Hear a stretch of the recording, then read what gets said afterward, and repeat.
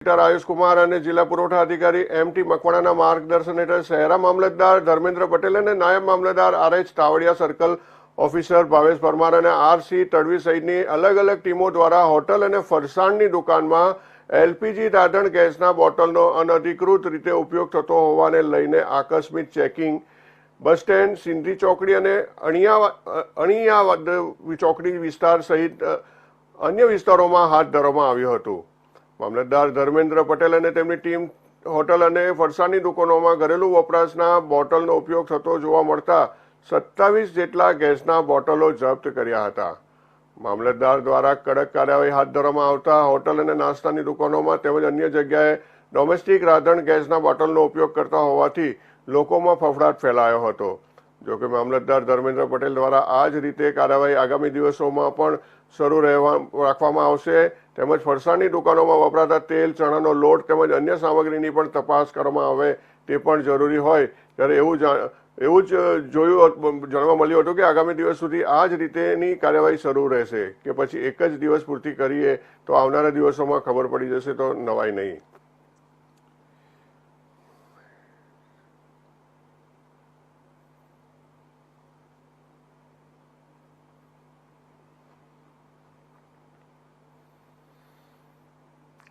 તો મામલતદાર સહિતના પુરવઠા અધિકારીઓ દ્વારા હોટલો અને રેસ્ટોરન્ટોમાં ચેકિંગ હાથ ધરવામાં આવ્યું હતું.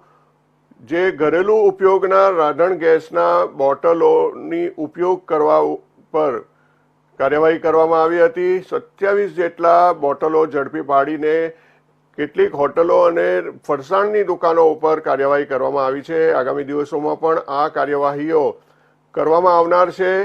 મામલતદાર સહિતની પુરવઠા વિભાગની ટીમ દ્વારા આ કાર્યવાહી કરવામાં આવી હતી અને આ કાર્યવાહી બાદ ગેરકાયદેસર રીતે ઘરેલું ઉપયોગના રાંધણ ગેસના બોટલોનો ઉપયોગ કરનારા હોટલ રેસ્ટોરન્ટના સંચાલકોમાં ફફડાટ વ્યાપી ગયો હતો અને આગામી દિવસોમાં પણ આ જ પ્રકારની કાર્યવાહી ચાલુ રહેવાના સંકેતો પણ પુરવઠા વિભાગ દ્વારા આપવામાં આવ્યા છે. જેને લઈને હવે કમર્શિયલ ગેસ સિલિન્ડરનો ઉપયોગ કરવા માટેની તૈયારીઓ હોટલ રેસ્ટોરન્ટના માલિકો દ્વારા કરવામાં આવી રહી છે. મહેરબાન જિલ્લા પુરવઠા અધિકારી સાહેબની સૂચનાથી મારા દ્વારા અલગ અલગ ટીમો બનાવીને હોટલોમાં ચેકિંગ હાથ ધરવામાં આવ્યું હતું. મારા દ્વારા અને ટીમ દ્વારા હોટલ ચેકિંગ હાથ ધરવામાં આવતા એલપીજી ગેસના 20 બોટલો અનધિકૃત રીતે ઉપયોગ થતો સીઝ કરવામાં આવેલ છે તથા અન્ય 7 કોમર્શિયલ બોટલો અનધિકૃત રીતે સ્ટોર કરવામાં આવેલ જે સીઝ કરવામાં આવેલ છે અને જરૂરી કડક કાર્યવાહી કરવા માટે મહેરબાન જિલ્લા પુરવઠા અધિકારી સાહેબને રિપોર્ટ સાદર કરવામાં આવેલ છે.